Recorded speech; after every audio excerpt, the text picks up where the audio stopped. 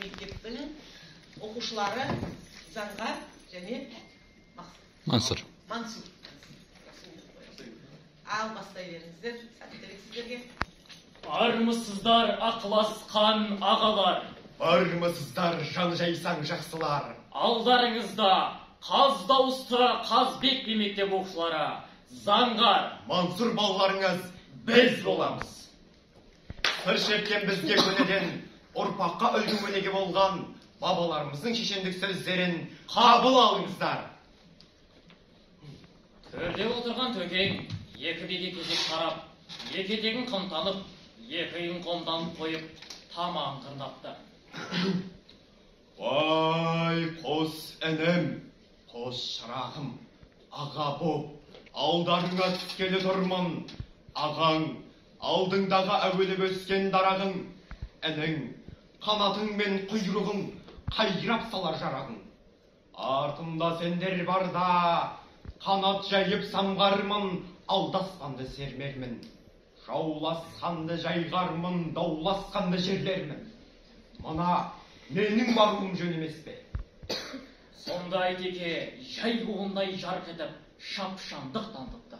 Вай, төкем, аға бордан іні қорған демеймін. Арқамды қорғанға тіремеймін бе? Найзамда ерсілі қарсылы іремеймін бе? Жағаласқанды жапырып, дауымды аршып, күремеймін бе? Мына менің баруым жөн емес пе деген. Сонда бір жотадан екінші жотаға асыра сілтеп, Қазбек есіліп өтті. Ва, асыл ағам, вай, асқақ інім, ағасы бардың, жағасы бар емес пе? Інісі бардың, тынысы бар емес пе? Тыныс бардың елде ұрысы, жауда ұрысы, дауда жұмысы бар емес пе? Екі би үнсіз қалып бас шұлғып, бірақ тіл қатып, ләмдей қоймапты. Енді қаздаусы Қазбек би Төле биге еңсеріле бұрылып, бүтін билікке төле жеткен, бүкіл хандыққа есім жеткен, қазақта хандыққа жөнсіз таласқандар болғанымен, билікке жөнсіз таласқандар болған емес. Ендеше әділ би, әділетін өзің айт. Аттың басы күшті ме, белі күшті ме, әлде құйрығы күшті ме? Шырағым Қазбек, жол бастайды әменді, омырауы жүйріктің, өгелекте қуарда, пайдасы мол құйрықтың. Аттың белі қызметті көп қылар, мына саған кепті кезегі, осы жолды бұйрық.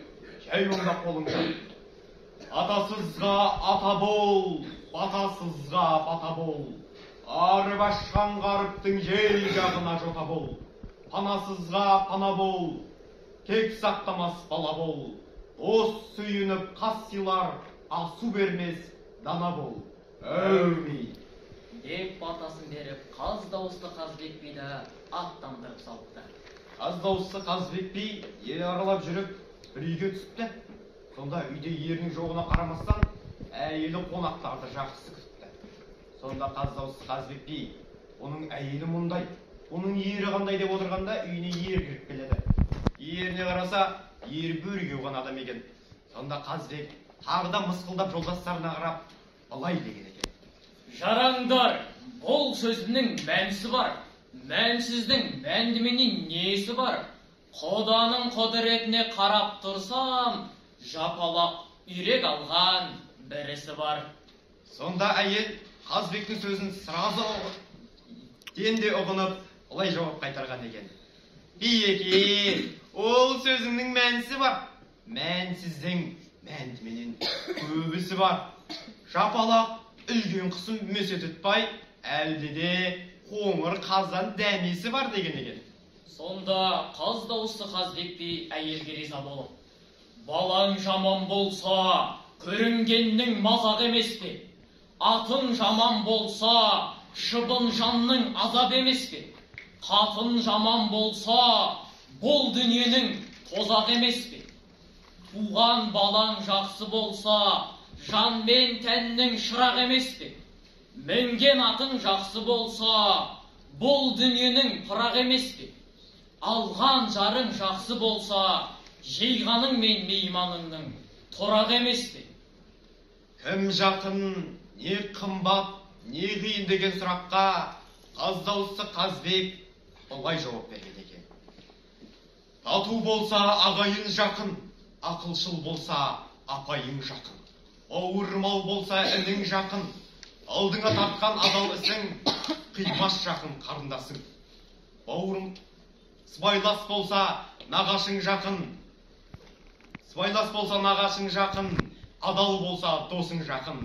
Жан серігің жас кезіңнен, бәрінен де әйелің жақын. Алтын ұяң отан қымбат, құт берекең атан қымбат, аймалайтын анан қымбат, асқар тауың әкең қымбат, мейірімді апаң қымбат, туып өскен елің қымбат, ұят пенен ар қымбат, өзің сүйген жар қымбат.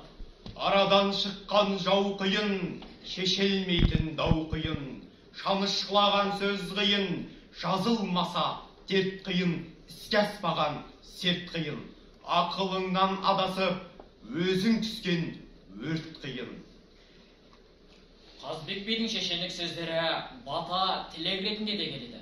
Мысалы, өркенім өссін десең, кекшіл болма, кесапаты тиер еліңе. Елім өссін десең, өршіл болма, өскеніңді өшерсің. Басына іс түскен пақырға қастық қылма, қайғысы көшер басыңа. Бүгін сағысынды деп жақыныңды басынба. Оғыз жатар жетес 90-дағы Төле биге сәлем бере барыпты. Сонда Төле би ақыллы жасқа, қына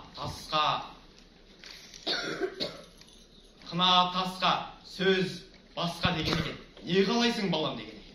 Сонда жетес, ата, ат берсеңіз өліп қалады, тон берсеңіз тозып қалады.